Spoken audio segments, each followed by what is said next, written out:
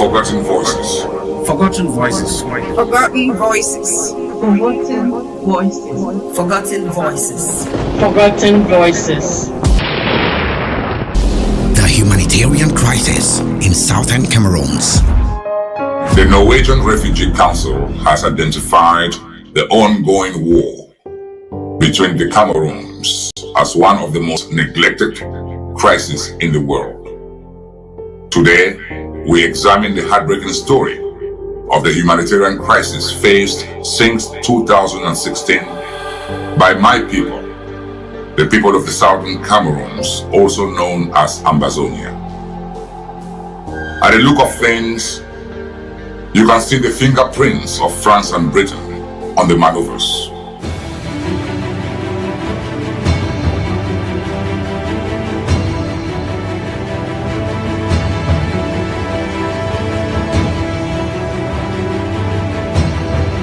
To understand the root cause of this conflict, the war, we must go back to the failed decolonization by the United Nations, followed by annexation and recolonization by the French Republic of Cameroon.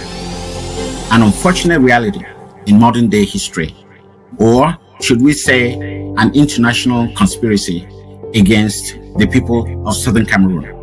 The UN General Assembly Resolution 1608, Article 15, explains the historicity and the legality of our quest in very clear terms. However, the proximate or immediate cause of the conflict began in September and October of 2016. The lawyers and teachers in southern Cameroon protested against the government of Cameroon's decision to use civil law instead of common law in Anglophone territory, and the employment of the French-speaking teachers who can hardly speak English, let alone teach other subjects besides French language in Anglo-Saxon schools. Amnesty International has urged authorities in Cameroon to investigate the deaths of at least 4 people in clashes between security agencies and protesters in the northwestern town of Bamenda. 2 protesters were killed and 10 others were wounded on Friday in Cameroon's northwest region, in the latest bout of violence in the English-speaking region of the mostly francophone country. Shooting, flogging, some of them raping others. Instead of addressing the issues raised by the protests, the government responded with arrest and torture, leading to the widespread resistance.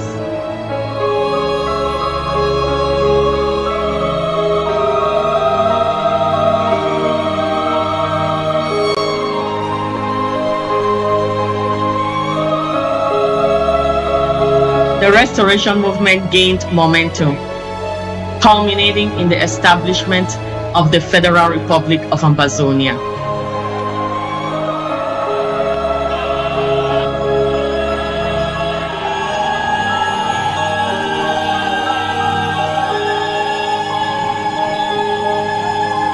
On October 1st, 2017, the people of the southern Cameroons declared the restoration of their independence, marking the beginning of the liberation movement.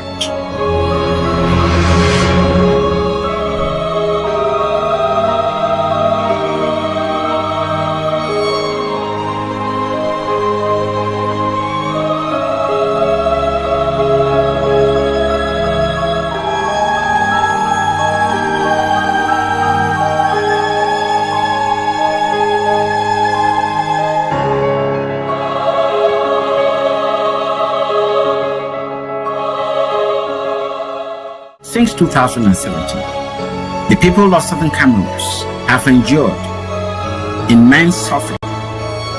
Over 45,000 lives have been lost, and more than 400 villages have been razed to the ground. There are among an estimated 40,000 Anglophone refugees registered on Nigerian soil who have walked, sometimes for days. Today, over 1.5 million Southern Cameroonian refugees seek safety and shelter, with the majority finding refuge in neighboring Nigeria. Meanwhile, more than 1 million are internally displeased within their own homeland.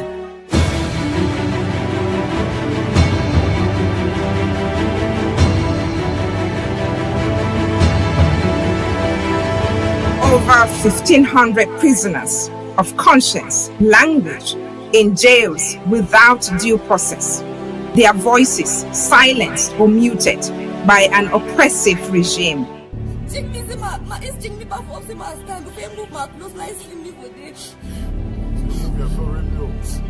So it happened now also for petrol stations.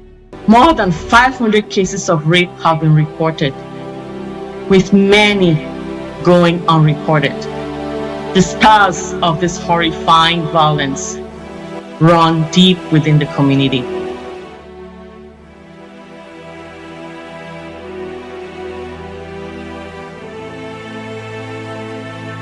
Thousands of Southern Cameroonian men, women, and children bear the physical and emotional scars of war, enduring permanent injuries and trauma.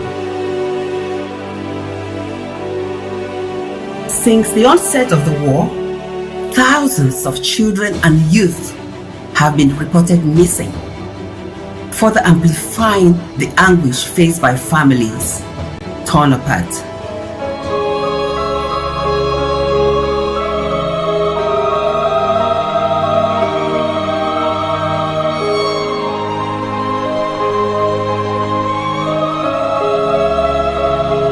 Over 20 massacres have occurred, leaving behind numerous documented and unknown mass graves, casting a dark shadow over the region's future.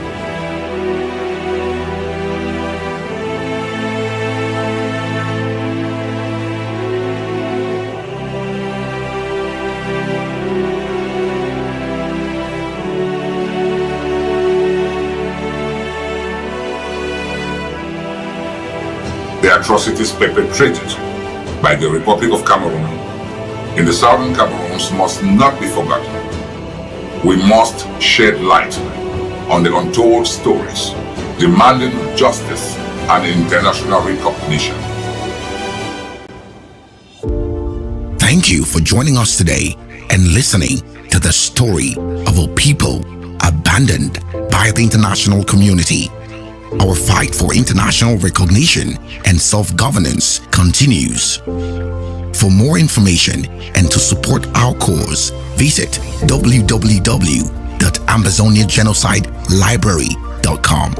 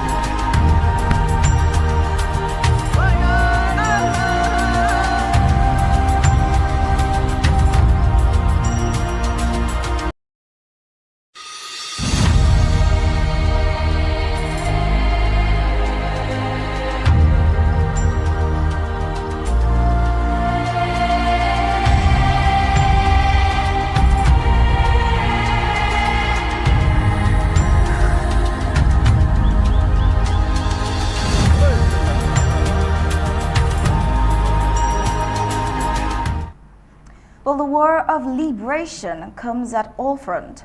While you have the blacklegs sabotaging the struggle, you have gullible Ambazonians falling prey to La Republique's skirmishes, unknowingly or knowingly, going through the annihilation plan of Ambazonia with La République du Cameroun. Now, and also the international community paying a blind eye to the sufferings of the peoples of Ambazonia. Well, like every other day, there are very interesting happenings on the home front and around the globe that we will certainly bring to you in the full briefings of Undaunted tonight. Meanwhile, the strong resistance being put up by the Ambazonian Restoration Forces has strengthened the minds of the people of Ambazonia to be able to stand tall and challenge colonial instructions from La République du Cameroun. Now, how was this portrayed? That too, you get to see in the full briefings of Undaunted tonight. And with no further ado, we'll have the prime headlines usher us into all that we have for you on Undaunted tonight. Stay tuned.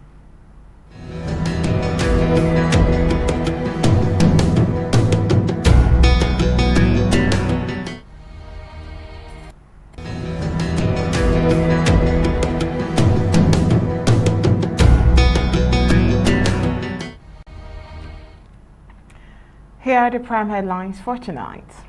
Tonight, we'll see the report from the colonial SDO as he leaves Biya, the author of war, and chastises Ngokentuja elites for boycott and peace initiative. Also tonight, Bui ARFs are doing Ambazonians proud. We'll get to see what they've done again.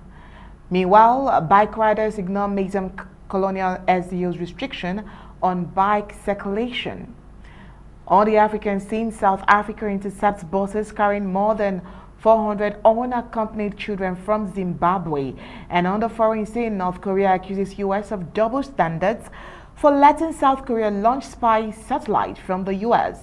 Meanwhile, we have Barrister Team based here tonight and also Commander Elvis. Together, they will be analyzing some of the topical issues we have on the front burner. But until then, let's have the news in full briefings.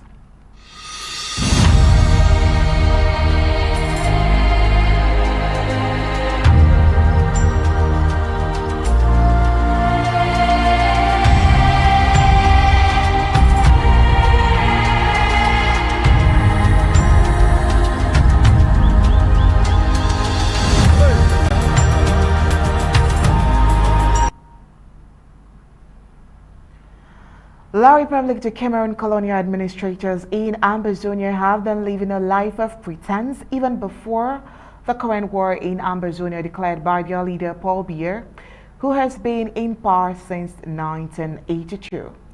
There is no gain in saying that the powers to resolve the ongoing war in Ambazonia that has lasted since 2017 lies with Paul Biya of La République du Cameroun, who declared the war in the first place. However, the colonial administrators in Ambazonia were busy organizing so-called peace meetings rather than petitioning their superior to call for a ceasefire.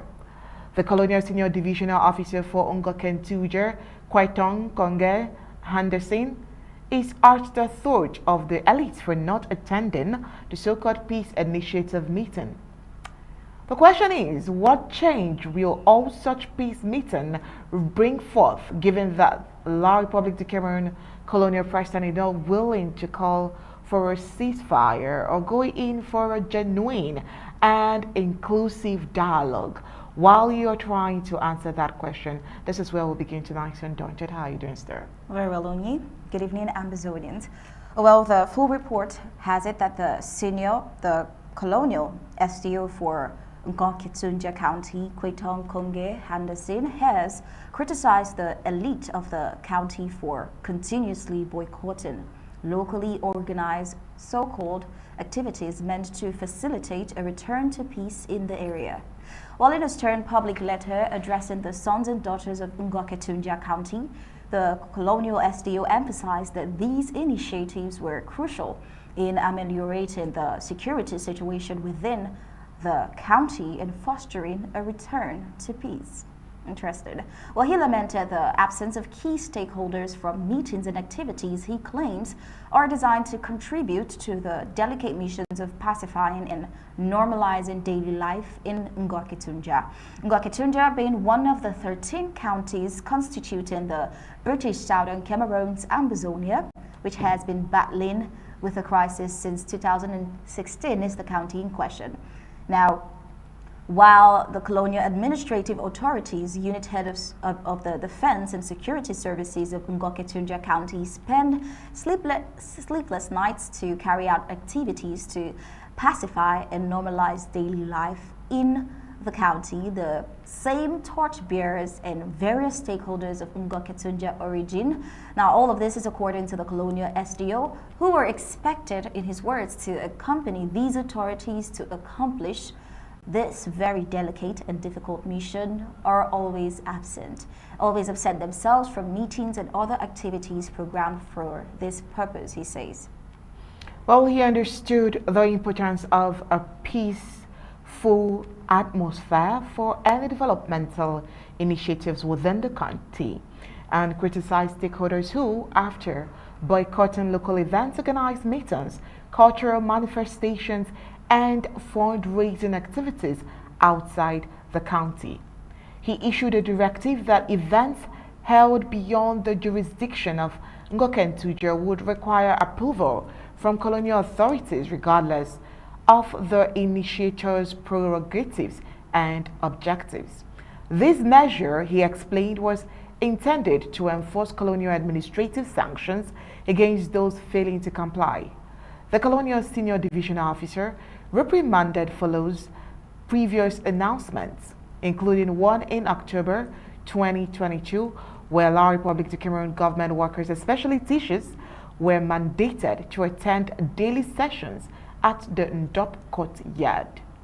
Further to state the point, a regrouping center with special colonial security arrangement was established for those fearing for their safety, with a warning that those defying the sessions would face consequences given continuous insecurities and threats. Many people in Amazonia usually opt to stay away from politically motivated events. Now, this includes La Republique national celebrations and events organized by the La Republique government authorities. Ngwa-Ketunjia County has been grappling with the presence of no-nonsense groups. Notably, the Marine Warriors of Bambalang was once led by FMNO PT. Now, despite its absence from public view in recent months, the county continues to bear the brunt of the protracted armed conflict that began in 2017. The colonial SDO's strong stance aligns with broader hypocritic efforts by La Republique du Cameroon government officials in Ambazonia to normalize activities amidst the ongoing armed conflict. Colonial authorities in various towns of Ambazonia have been pushing back against the Monday ghost towns imposed by the Ambazonia interim government. However, the population has usually been victimized in the struggle between La Republique du Cameroon government and Ambazonia restoration forces.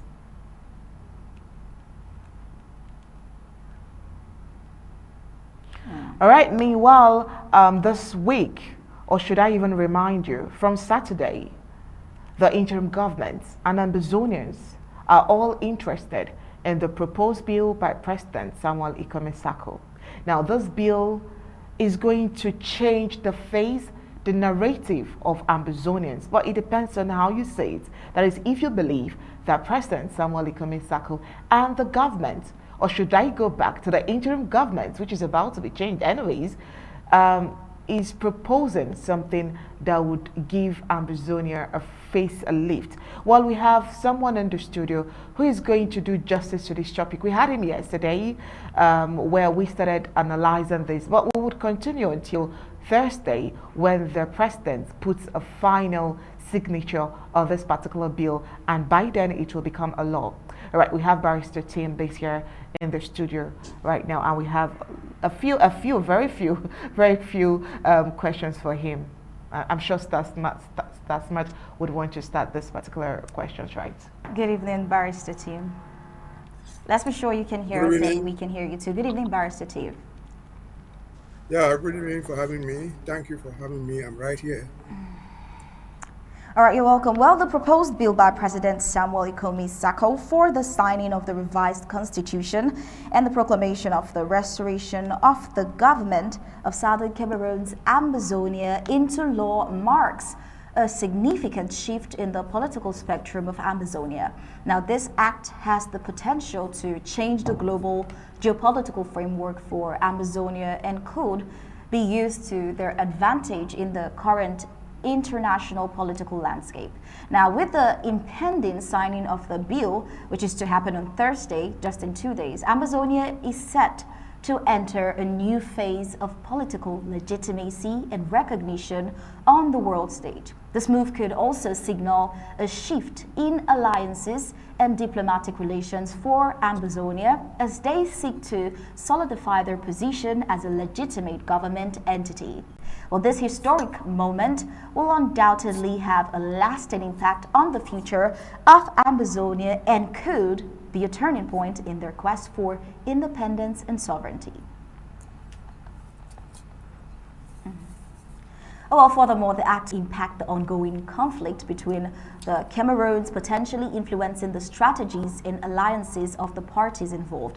It may also spark discussions and debates in the global community about the sovereignty and self-determination of Amazonia, drawing attention to the plight of its people and the need for a peaceful resolution to the conflict. Overall, signing this bill represents a crucial moment in Amazonia's pursuit of political change and recognition.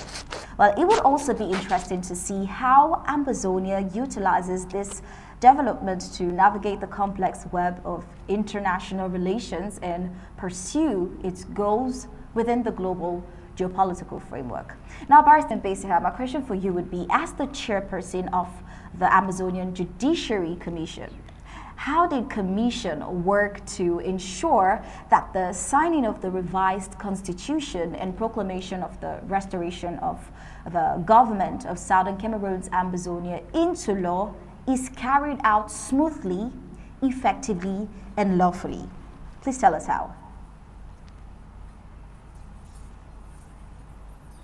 I think asking the right question to the wrong person, because the Judicial Council does legal issues. The smooth running of how the president signs a bill or how he manifests in public is not part of the judicial activities.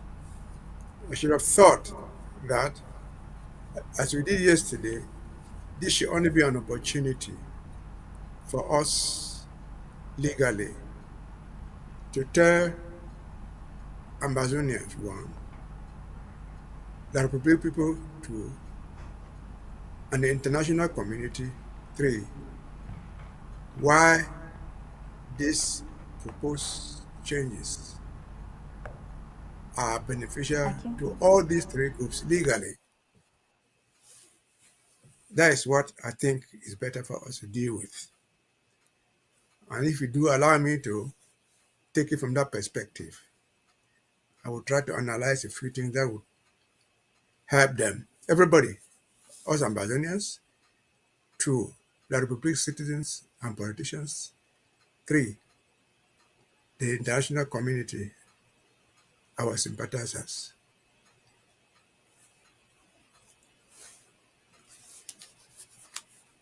If you do permit me, I can continue.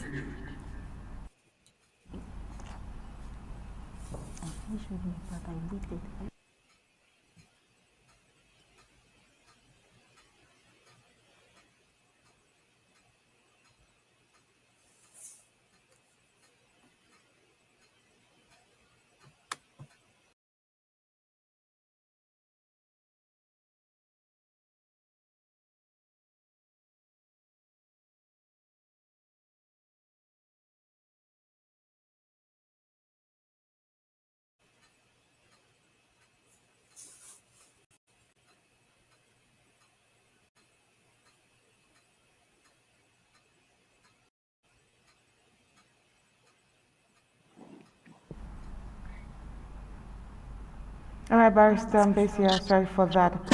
technical issue there. Please continue with your answer, please. Yes, I was saying that it would be good for us to use this opportunity to further explain to Ambazonians the importance of this, to explain again to the Republic, their politicians, and their citizens what advantage they have using this approach. And thirdly, the international community, what is the legal framework on which we are dealing. For the signing of the bill, we can all be rest assured that I'm sure it would work, it will be signed as proposed, and then we'll move on. As I said yesterday, these changes, they look minimal and momentous in the whole struggle. For the Ambazonians, all of us, opposition and the people, they should take advantage of this approach, changing names, bringing back our institutions, because that's what it is all about. Whoever is for Amazonia should see this as an advantage, legally, practically, or strategically for Ambazonians. For our Republic politicians, legal minds, and the public over there, this is your own advantage. It helps you. Because they have been always asking the question, we don't know whom to talk to. It narrows the question and tells you the person you should talk to. As simple as that. It helps you further. There's been this talk for the past 2, 3, 4, 5 years. Let Ambazonians come together and tell us exactly what they want. That question should no longer arise, because this question answers to you to understand what Ambazonia wants. We don't need a conference anymore of 200, 300, 10,000 Ambazonians to explain what we want. This tells you, as I said yesterday, Ambazonians want a restoration of their institutions. Simple as that. You don't need to go back to school to know what a state institution is. They want a restoration of their government as it existed in 1961. They want a restoration of their own institutions, their own House of Assembly. They want a restoration of all the facets of administration that existed in them, that was supposed to work parallel with the central government in Yaoundé. These things have all disappeared for no good reason, without the consent of Ambazonians. And again, for you, that Republic people, politicians, and legal people, it makes you to understand that this struggle is not about development. It's not about digging roads. It's not about building schools. We did not purportedly vote to join you in 1961 for you to come and help us build our schools. Neither do we join for you to come and build roads for us. Now, as of now, you know, Ambazonia economically is capable of constructing their own roads, doing the infrastructure they want. Intellectually, they are capable of setting up their own universities the way they want. So it is not a question of begging President Paul Biya to declare in Kumba, declare another one in Kambe, declare another one wherever, in Sabangari. That's not what is at stake. That's not what the struggle is all about. These changes narrow down the issues, what we want, in clear, simple terms. We don't need 20 days, 10 hours to let you know that. Understand that Ambazonians want a return of their a restoration of what they have institutions. It helps you. To whom will you talk? How will you do it? You should narrow down your answers. It helps you who would try to analyze that it was not a reattachment, a reunification. The legal meaning behind that is clear. Why? Some of you may not know, some people in that group might not know, but I think most of them know.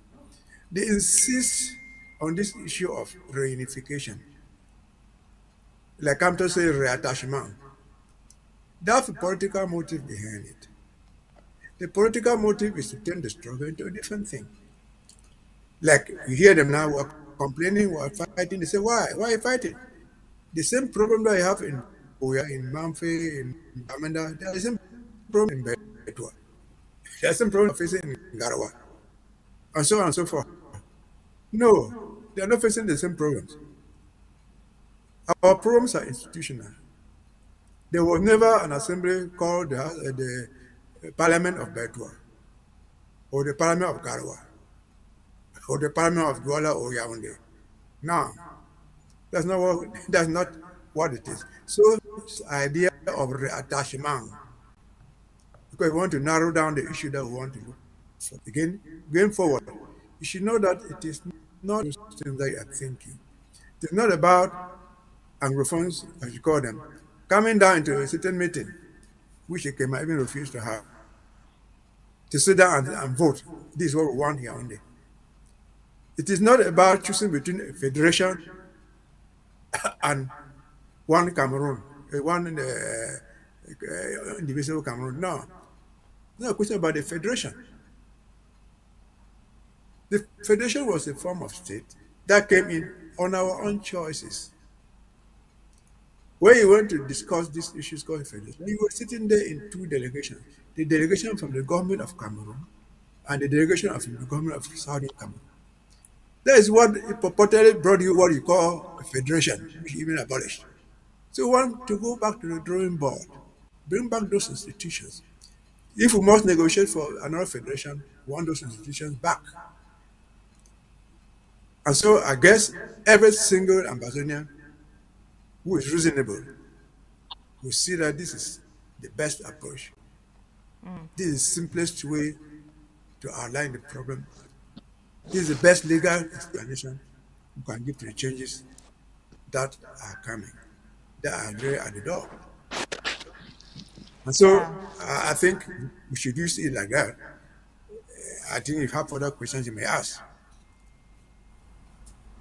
Yeah, and the way you're sounding and speaking is very obvious that you're talking from experience, because I understand from research that you served with the UN in conflict zones like Ivory Coast, and you have lots of experience.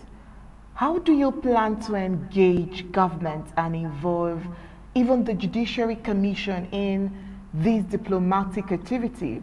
Because as is related to the signing of the revised constitution and even the proclamation of the restoration of the government of Southern Cameroon's Ambazonia into law. How do you intend to do this? Because right from this answer, you've shown that you have lots and vast knowledge in this, not just in written form, but also in experience. Let me say this. If you are looking for my help through experience, before going to the Cote d'Ivoire, as in the same capacity in Burundi, actively conducted in Burundi, where we had a president now who just died. And then it is familiar or moved to the Cote d'Ivoire.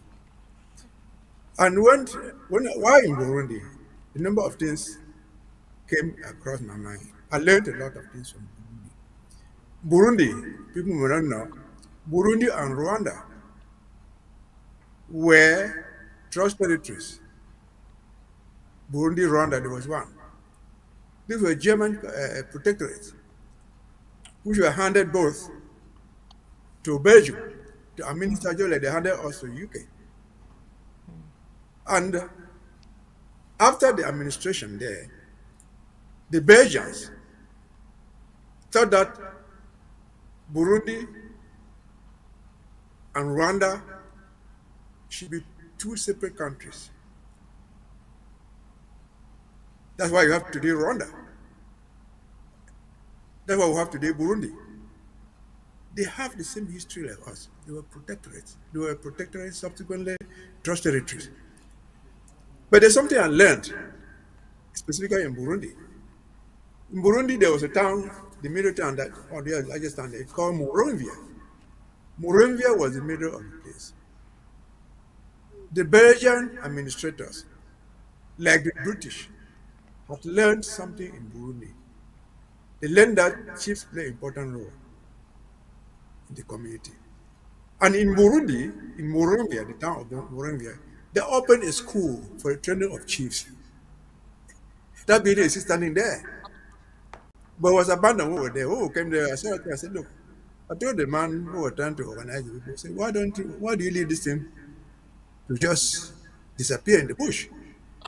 You think the white man who created this school was a stupid man? He was a Belgian, he was not a black man. We realized the importance of chiefs. Then again, something surprised me there. It's very, very surprising that many people don't know. When you hear about the Tutsis and the Hutus, what comes to my mind, or to everybody's mind, it was in my mind before I went there, was that these were two different ethnic groups. They are not. They are the same people. They speak the same language. And they live among themselves. There's no village for the Hutus or what. No, they live among themselves. So, but they were able to fight each other and die. They were killed in the name of genocide. The first of the genocide in Burundi was the Bishop of Gitega.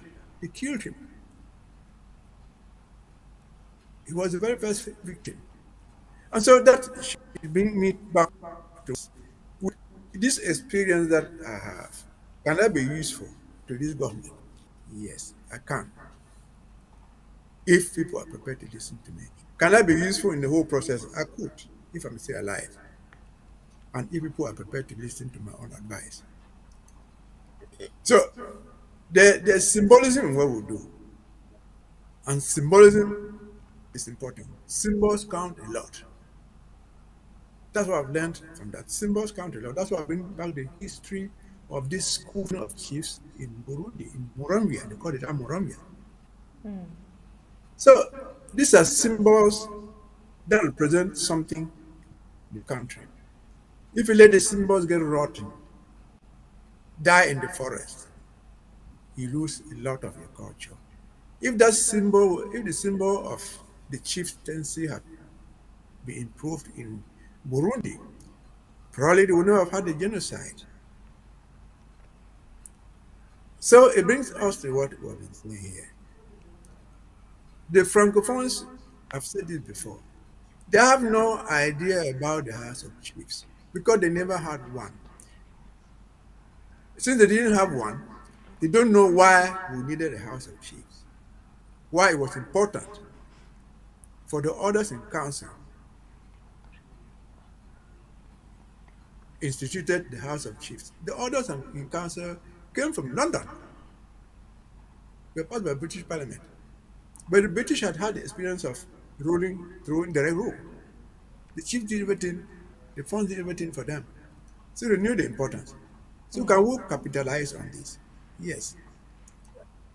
We can capitalize on this by telling Yaoundé that, look, we will ask for a return of our institutions, including the House of Chiefs.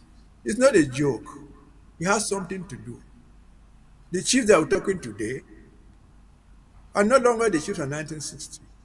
They are not the ones of 1960. Some are younger than me, than most of us. All right. But, yeah. but there are institutions. There are institutions that should be respected. If properly schooled, if properly respected, they would be very, very useful. They don't need to go back to school to become old to know it.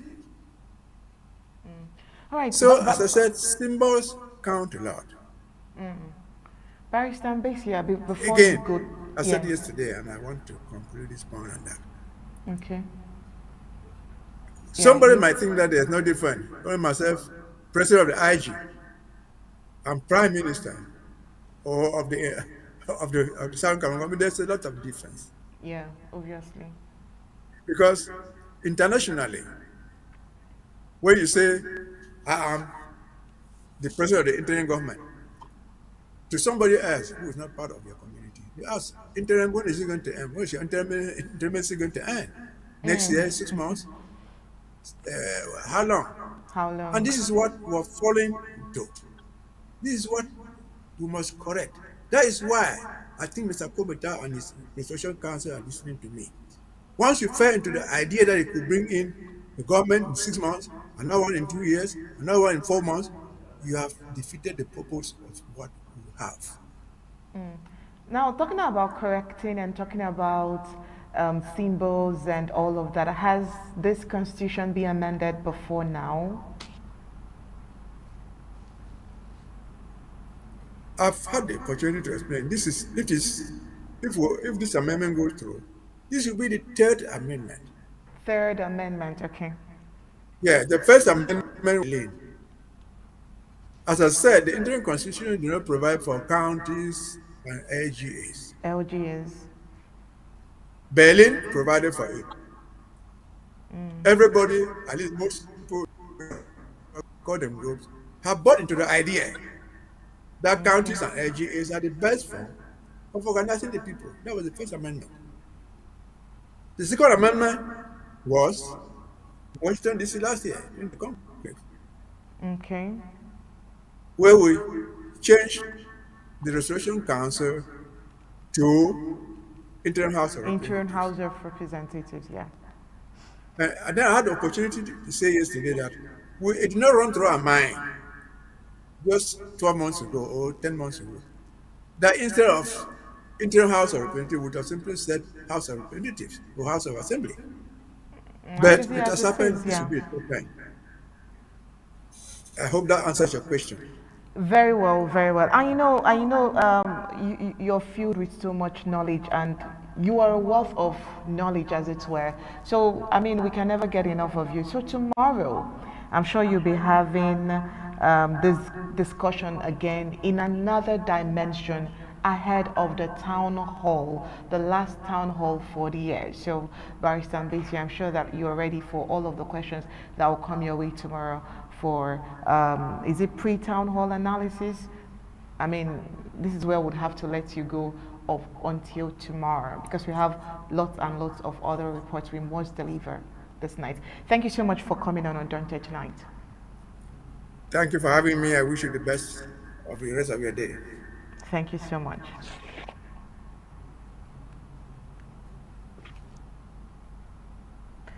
All right, let's head to Bamenda. Let's see what bike riders are saying. It seems like they have a lot in their hands as powers have changed hands. Well, reports from Nizam County tells us, first of all, points out the handwriting on the wall being so clear that La République du Cameroun, the colonial government, has given power back to the peoples of Amazonia. Well, it is no business as usual with It was no business as usual with colonial instructions on the peoples of Amazonia on Monday.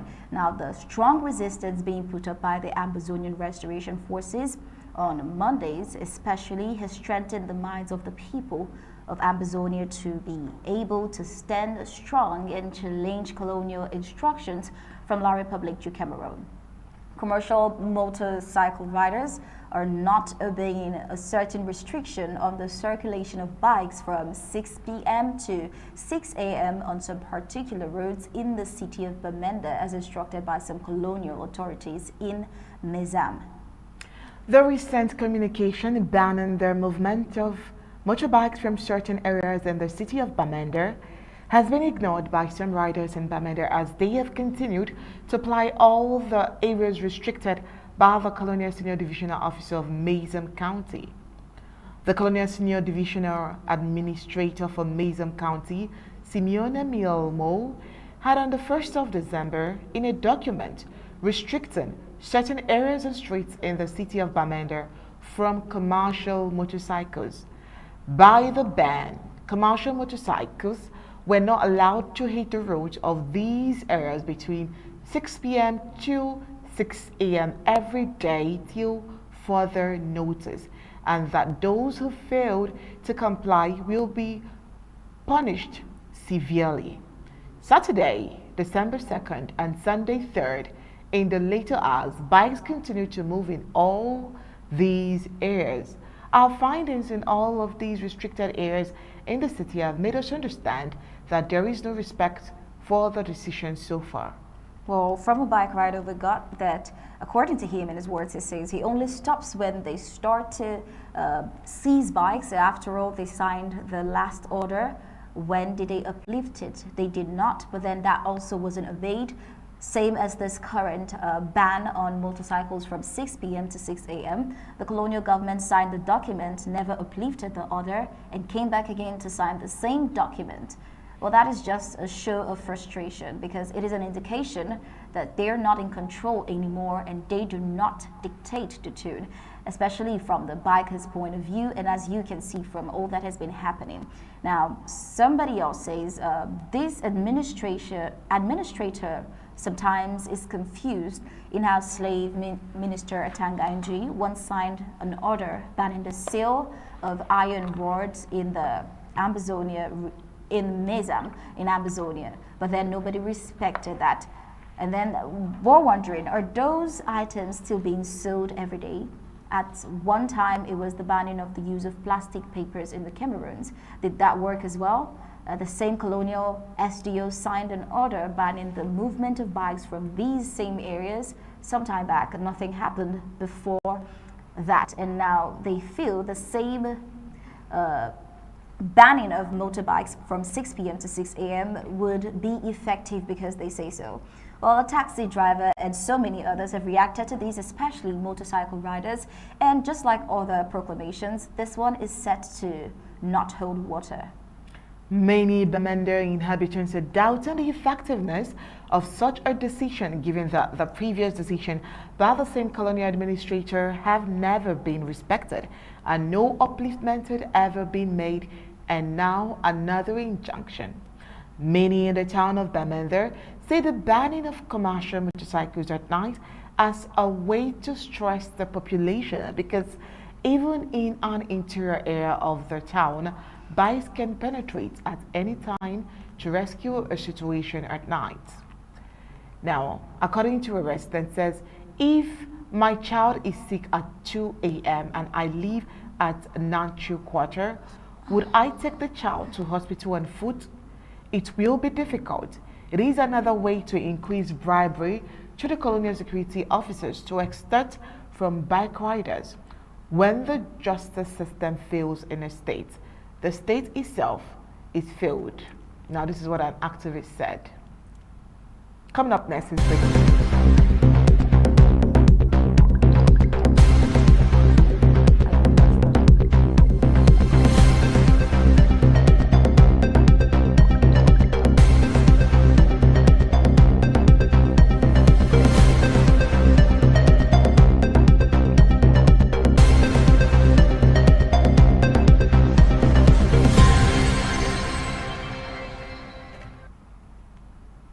Well, breaking news reaching undaunted from the home front today says the brave and elite ambush unit of the Bowie County Amazonian Restoration Forces under the leadership of General Wonyo successfully ambushed a convoy of 5 La Republic terrorist armor cars that were entering Bowie to carry out their cruel and destructive actions.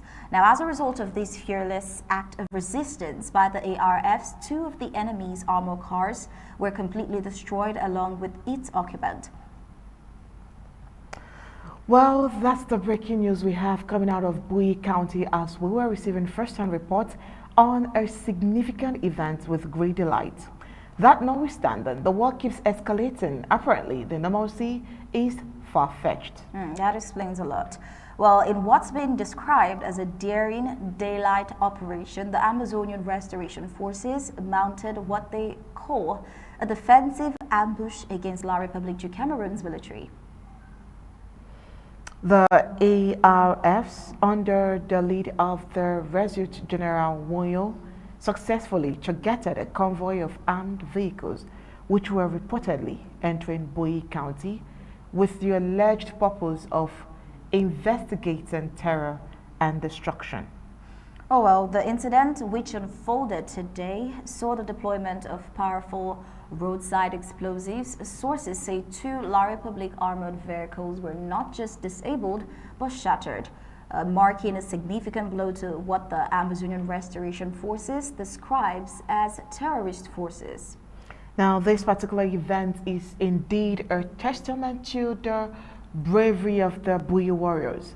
Their unyielding spirit continues to shine as a beacon of resistance against what is perceived as a cruel occupation of their homeland. Now, look at the images. Tuesday, 5th December, la Republique de l'Oreste. Yes, Najalawano boys in town. What's up? Shake no day. Shake no day. We did not show a target. We did not show a target. Yes, never see them. Never see them. Today's the inter target. See the Jalawano. Shake no day. Shake no day. Jalawano must good life. Shake no day. Shake no day. And I look fine when I go see second target. And I look fine. And I look fine. I look fine.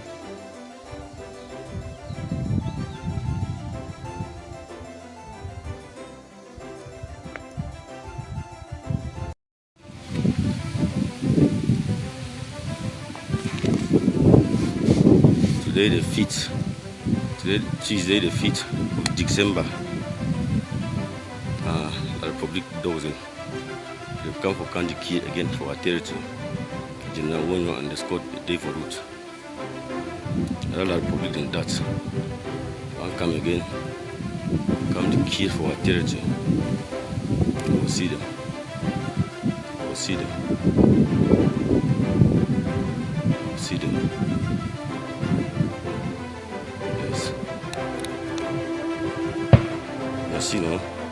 Masino, General Wonyo life. Yes. Masino, shake no day. General Wonyo life. And the Scott. Masi.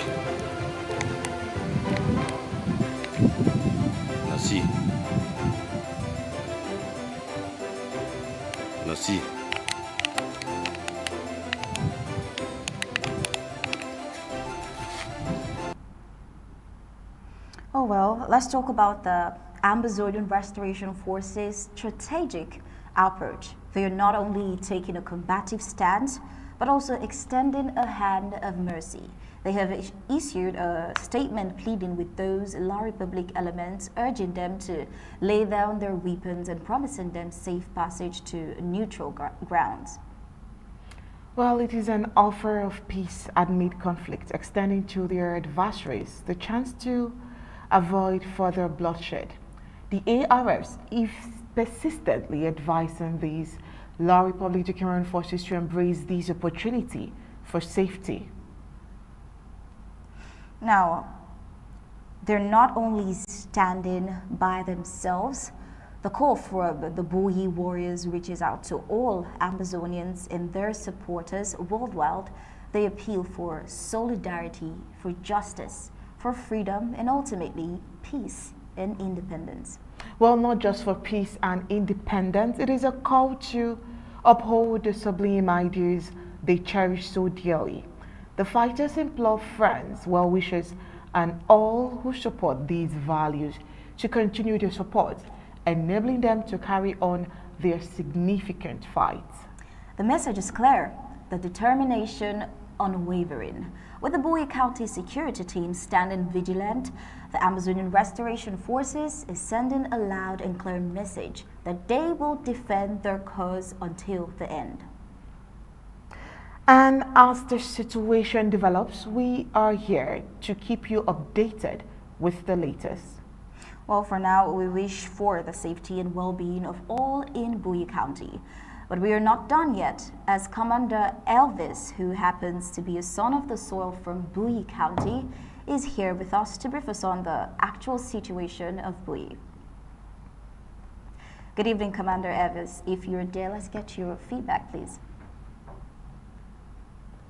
Yeah, good evening, Onye and Smart. Thank you all for me. I'm very delighted to be part of the episode today. And I don't know if you want me to comment on the report or you just like to ask this question. All right, thank you so much, Commander Elvis. Yes, he's joining us on a voice note. Well, looking at what is happening, Bowie County, and owing to the fact that it's been a constant, could you tell us the secret behind the cohesion and results that we see with the Amazonian Restoration Forces in Bowie County? Okay. Thank you very much again. As you know, the professionalism being displayed on the battlefield by these brave warriors comes as a result of their hard work, their determination, and above all, their continuous training and education. These warriors were never trained to fight war. This war was imposed on us Amazonians, and we quickly went to the drawing board, recruiting young men and women, training them to be able to defend their villages from these intruders. All the way from Boy, Ngokatunja, Mezem, Momo, Boyo, all counties.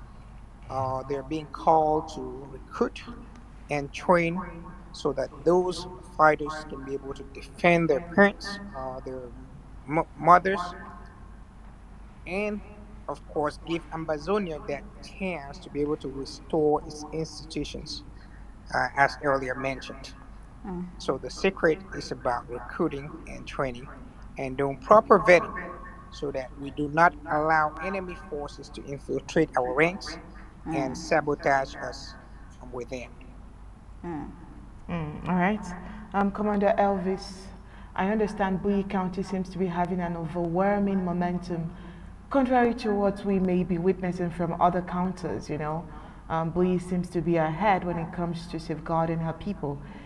Have you, as an integral part of Bowie's security team and the ANSC, considered need to help other counties, you know, ensure firepower is all over their national territory, not only in Bowie and probably in Ngokentujo axis as we are already witnessing?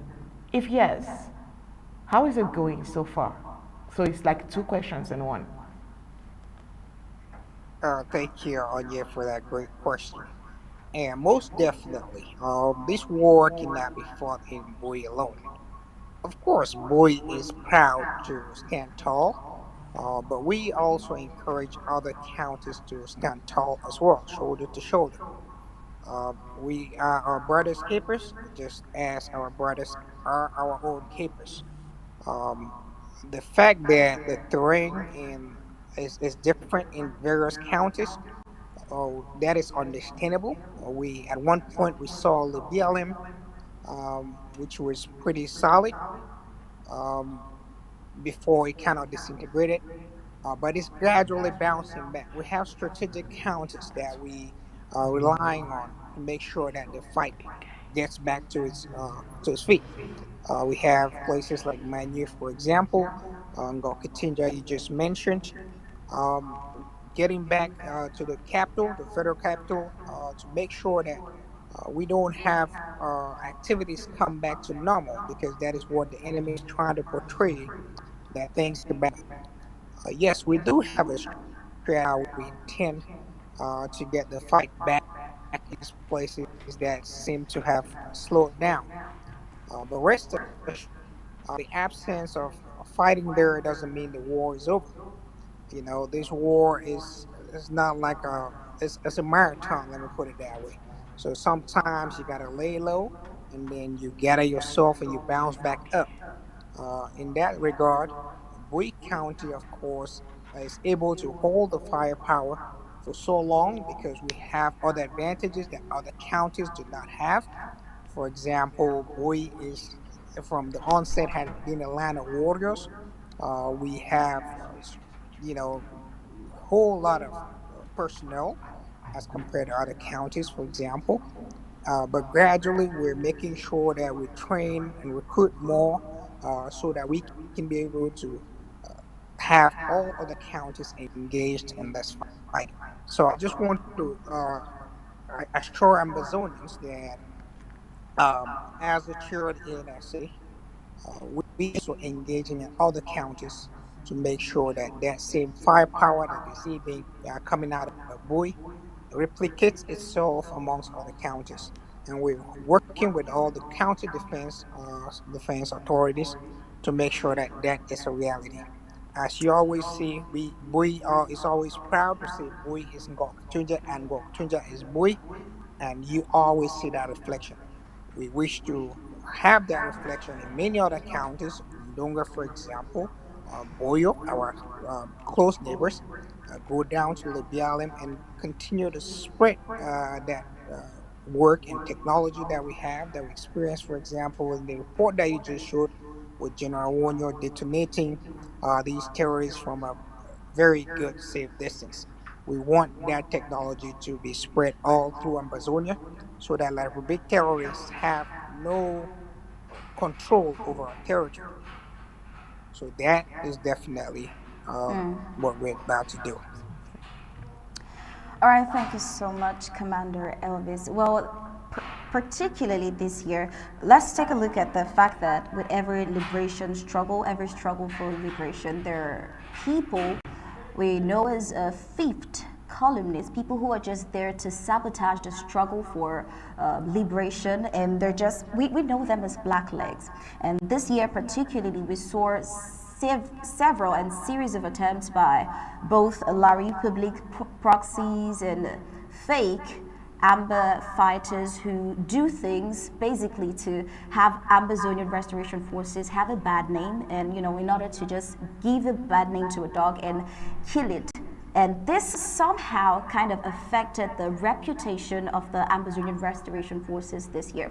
What do you think, or better yet, just give us the modus operandi? What do you think, what you have to say to the viewers who are already getting misconceptions about the Amazonian Restoration Forces? What is the sole purpose of the Amazonian Restoration Forces? Is it basically to just tell us more about the goal and the purpose of the Amazonian Restoration Forces to clarify these misconceptions about our defenders? Okay, thank you very much for that great question, Smart. I hope you can hear me well.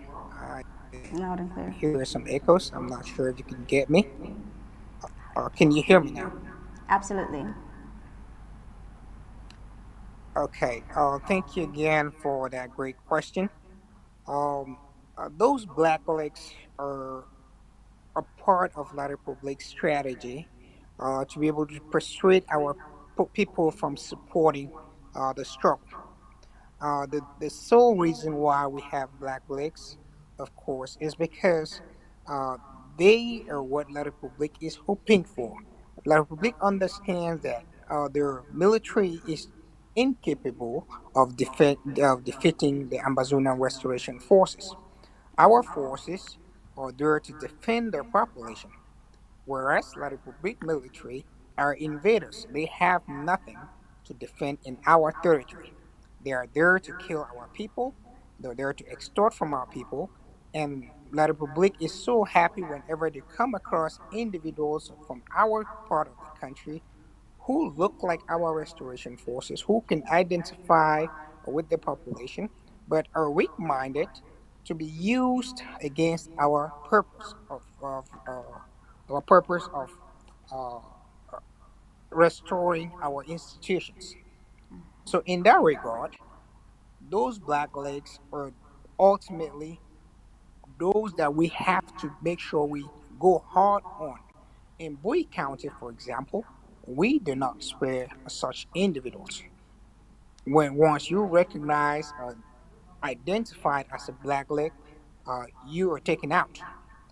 That is a clear message to La Republic that we do not allow any of their proxies anywhere in Amazonia. Some counties have succeeded because these blacklegs know these our fighters. They're able to point them out and they're taken out. So it's either you kill or be killed once you're identified by blackleg. And once you leave them to stay within the population, you know that as a consequence, they would kill our ARFs and anybody who intends supports the struggle. So as a fact, we do not have uh, any sorrow for black legs. So again, black legs are some things that, and that's one of the most difficult challenge that we have because some individuals who we clearly have trust for in one way or the other get financial support from the enemy and come back to hurt us. And those are things that we cannot allow.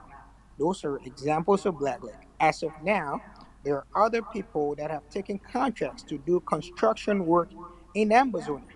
We cannot be at war, and yet you have people taking money from La Republic to come and construct the ring roads or construct bridges. Today, the Ngokutunja ARFs under Major General Onlebo had a long battle with La Republic terrorists who were trying to construct the bridge. Bear in mind that these constructions are illegal in Amazonia. So, under no circumstance would we allow that. So, these individuals doing such activities are considered as blacklegs because they're enabling the enemy to carry on activities in our territory. And for that, we do not spare any one of such individuals.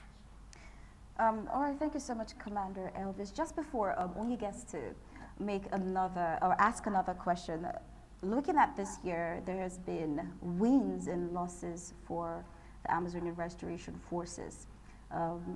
What can you say about their output this year in self-defense of homeland, and where do you think they could, make some more, especially like what I just asked, where do you think they could where do you think they could do something about, like, say, the misconceptions La Republique are fostering and trying to paint about the ARFs? Where do you think they could do something about their output in the defense of homeland? Okay, thank you again for that great question, Smart. Uh, Indeed, our greatest challenge, as you know, has been that of the infighting which the enemy has succeeded to instigate between our ARFs. Looking at the history of our struggle, you would see that um, our ARFs have been killed mainly by other internal forces who act like ARFs. The Republic terrorists themselves have not been able to kill our major commanders. So, what the enemy does is they instigate infighting.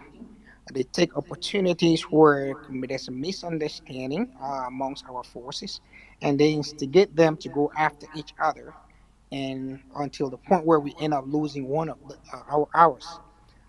This has repeated itself in so many areas. The one thing that causes this is the lack of proper education on our fighters.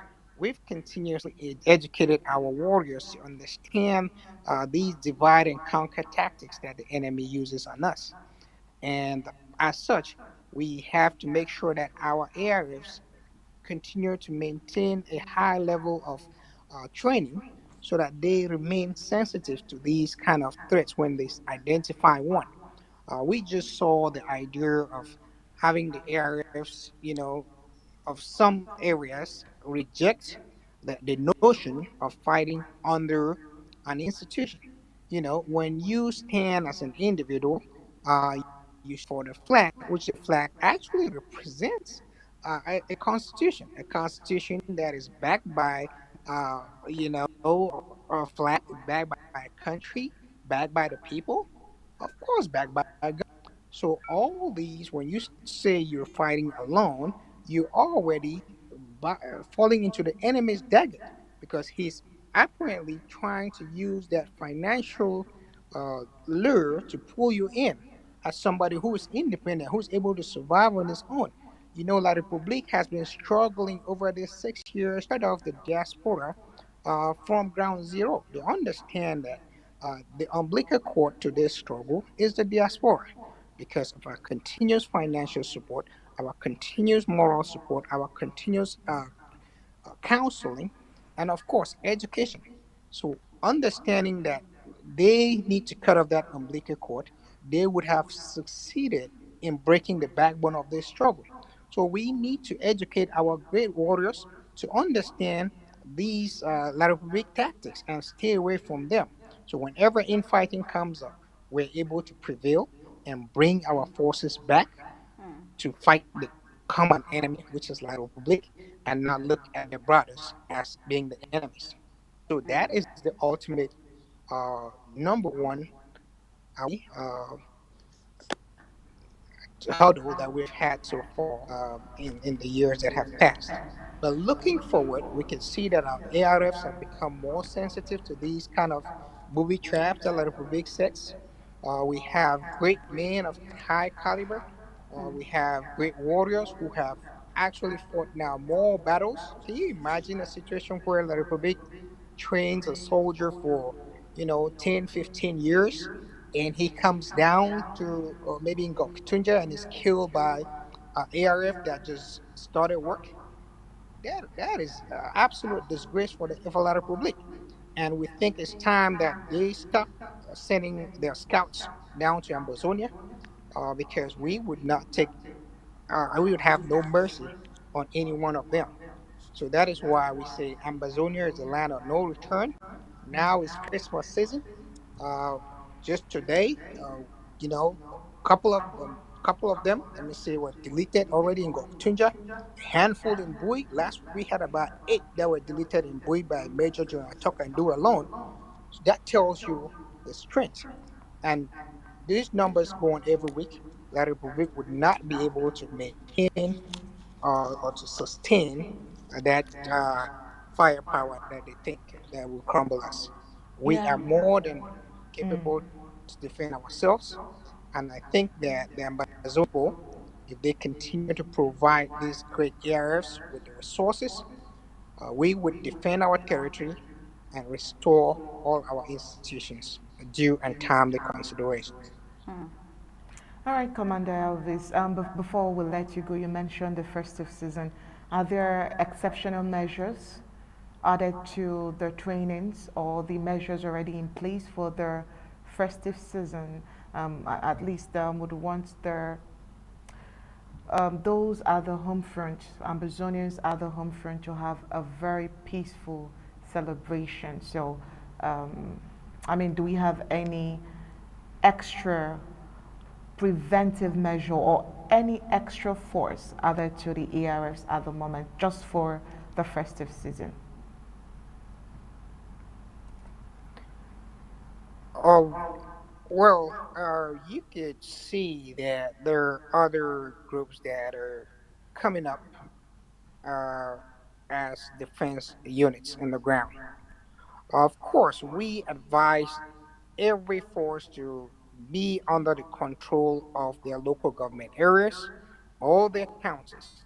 There have been, in major cases, groups that have been formed by La Republique to mimic our ARFs, as such, infiltrate our ARFs and set out the support that we gather to send to our ARFs. There are counties that some counties have fallen prey to this because they do not have proper vetting mechanisms in place. And sometimes you send money that was meant to be sent to the real ARFs to a bunch of thieves who are just mimicking as ARFs. And these are some of those groups that are formed by the Republic. And the idea behind it is to actually weigh out the diaspora community who is contributing those resources. So we have to make sure that we identify those groups and do not support such groups. So any group that does not identify itself on that county is local government area, you already know that they are part of such a group that is formed by La Republique and controlled by La Republique. So to that extent, yes, there are such groups, and we need to sort them out. All right, thank you so much, Commander Elvis. I'm sure that we'll be seeing more of you even as we continue the show before the end of the year. Thank you so much for coming on Undaunted tonight. Oh, just a reminder, Commander Elvis is indeed a son of the Sua of Buyi County. Now, before you go, Commander Elvis, we'd like you to say goodbye to us in Lamso, if you don't mind. Thank you very much for having me. Thank you, Smart, for giving me the opportunity to also say goodbye in Lamso. Beriven Afrovem, Menabeni.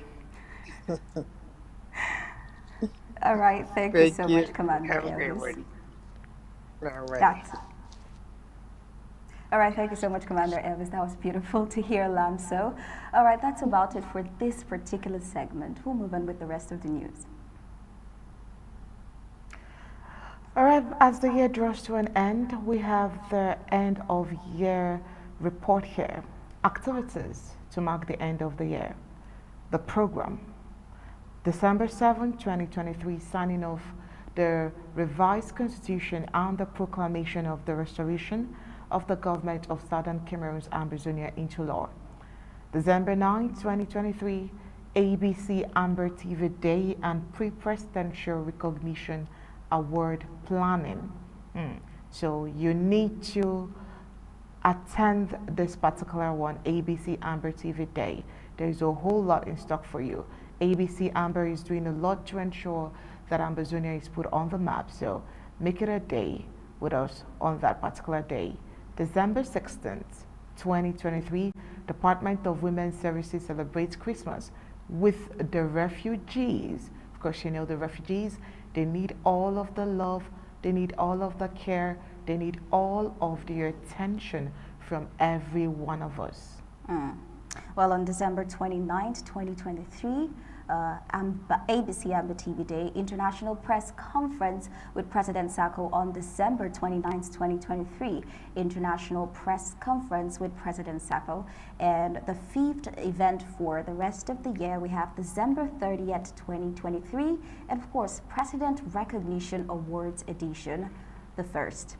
And December 31st, we have the 2023 President Sako End of the Year Address. Well, you should join the interim government to end the year of acceleration strong. Well, coming up next is African News.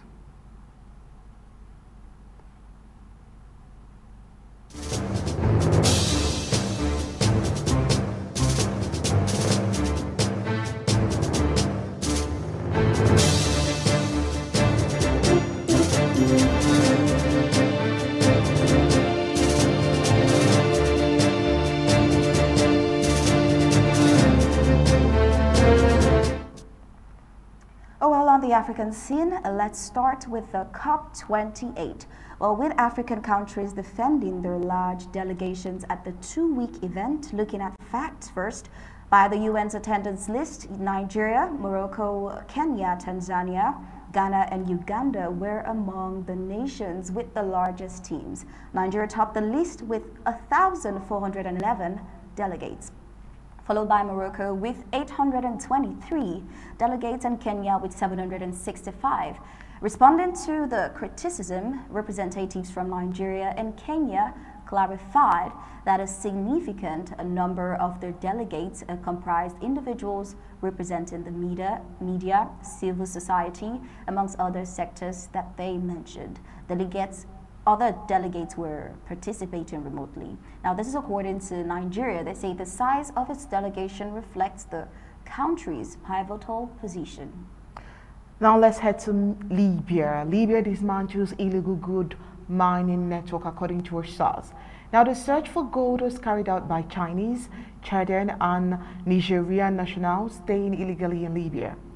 An illegal gold mining network led by a Libyan carried out gold mining activities in violation of regulations and without the agreement of the authorities in 4 sites in the desert of southern Libya.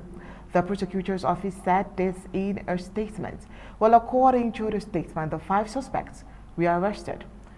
Photos released by the prosecutor's office shows shallow rectangular pools the size of Olympic swimming pools, dug in the middle of the desert, and nuggets and ingots of black and gold metals were seized. Well, in South Africa intercepts buses carrying more than 400 unaccompanied children from Zimbabwe.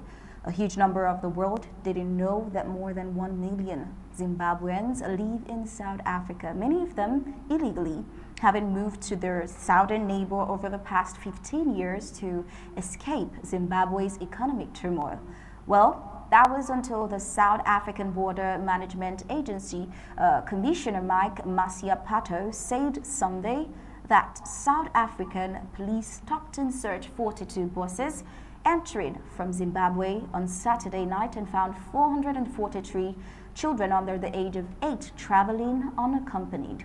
Now, the officials say the children were being trafficked into South Africa, although an organization representing foreign nationals living in South Africa say it's likely the children were being sent to their parents who were working in South Africa for the end of the year holidays and not necessarily trying to be exploited. What about West Africa? Parliament dissolved after a coup attempt. Elements of the National Guard burst into the premises of the Judicial Police on Thursday evening to extract the Minister of Economy and Finance, Suleiman Saidi, and the Secretary of State for the Public Treasury, Antonio Montero, who were being questioned there. Then they took shelter in a military camp in the capital Bissau and resisted with arms until Friday morning. The clashes left at least 2 dead. They are seen as a new illustration of the deep political fractures at the heart of the state between the presidency and the government, which also runs through the security forces. President Mbalo accuses Parliament of having preferred to defend members of the executive suspected of active corruption, seriously harming the higher interests of the state, rather than fighting for the rigorous application of the law and to exercise its role of controlling the action of the government. Well, Niger ends 2 European Union security missions while moving closer to Russian delegates and welcoming them. Well, Niger's military junta, since it assumed power, has systematically and gradually cut ties with the West, who had a partnership with Bazoum. But it's slowly forming an alliance with Russia, welcoming a Russian delegation to Niamey. Well, in the most recent, the Nigerian Ministry of Foreign Affairs announced in a press release the denunciation of the agreement entered into by the state of Niger with the European Union relating to the European civilian missions UCAP Sahel Niger, active since 2012. Now, the ministry also declared the withdrawal by the state of Niger of the consent granted for the deployment of an EU military partnership mission in Niger named EUMP. Well, the Nigerian government adds that it decides to withdraw the privileges and immunities granted within the framework of this mission without exactly giving details, while Niger actively cut ties from the rest of the West. The Russian delegation, led by the Deputy Minister of Defense, Colonel General Yunusbek Yekurov, was received on Monday by the head of the Nigerian military regime, General Abdurrahman Tiani. Well, at the end of this meeting, the 2 parties signed documents as part of the strengthening of their military cooperations, indicated the Nigerian authorities. Well, this is about it for the African scene. Moving up, we'll get into the global scene.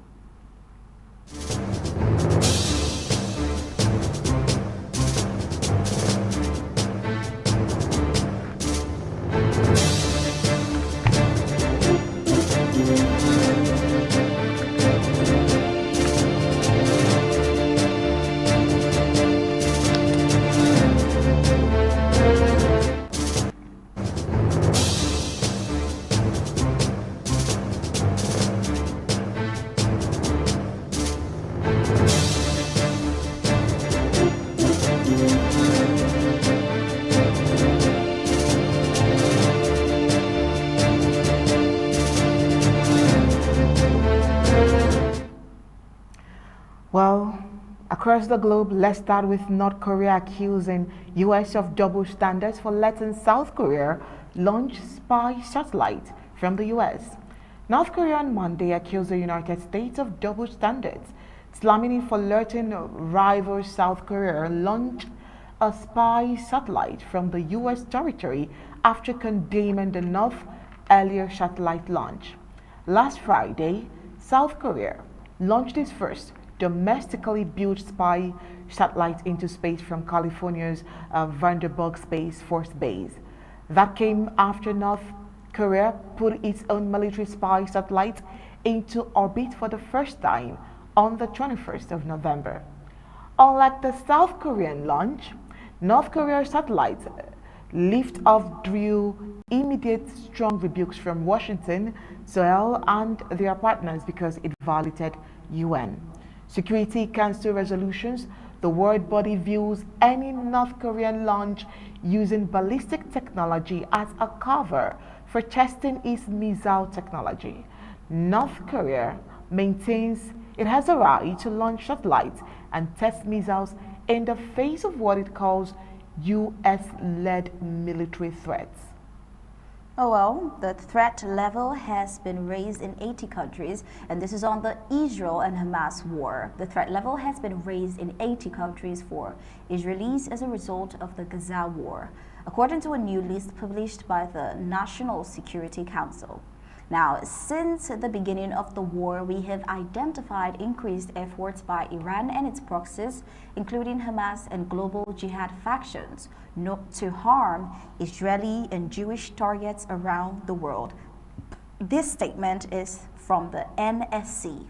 Now, at the same time, there is a constant and significant rise in incitement, attempted attacks, and manifestations of anti-Semitism in many countries, it further explained, saying that they cannot say don't go. What they can say is that Israelis should weigh where to go. This is from an NSC official saying this. Well, BRICS, gold and Bitcoin. They said 2024 is going to be a trouble year for the US dollar. For much of the last year, the United States has struggled economically along with the globe. The country has fought off inflation and sought to ease the fragility of its financial state. However, that may become even harder as BRICS, gold, and Bitcoin could be set to wreak havoc on the US dollar in the upcoming year. All three present cases on why they could be a massive deterrent to any goods the greenback sees next year. Moreover, they all foreshadow the confirmation that the dollar could be in store for a stock decline. So, let's explore those three factors and just what they could mean to the currency as it enters next year. Well, US is to deploy anti-ship missiles on subs in 2024 to counter China.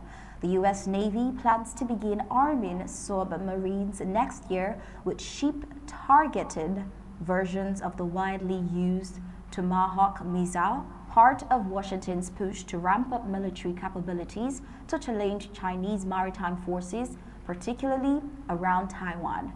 The maritime strike version of the Tomahawk, the RTX Corp missile traditionally used as a ground attack weapon, will be fielded after October 1st, Program Manager Captain John Hersey said in a statement. The latest models will be modified with a new guidance system enabling them to engage a mobile target at sea, he said.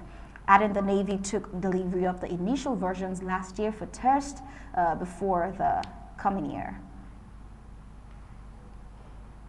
All right, that's all we have for you tonight on Undaunted. But before we go, let's take the news highlights.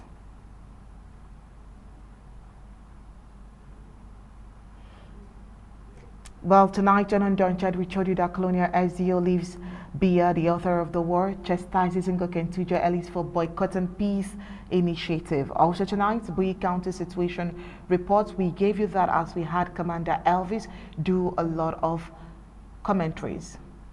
Well, also for the African scene, we had South Africa intercept buses carrying more than 400 unaccompanied children from Zimbabwe, and also Niger going out of the to EU and getting closer to the Russians. Delegates in the global scene, North Korea accuses U.S. of double standards for letting South Korea launch spy satellites from U.S. soil. Well, that was it for tonight on Undaunted, bringing to the news Untold Stories. On behalf of Sir Smart and the entire Undaunted crew, we say thank you for tuning in. We'll leave you with ABC Amber TV Images. Good night and God bless you.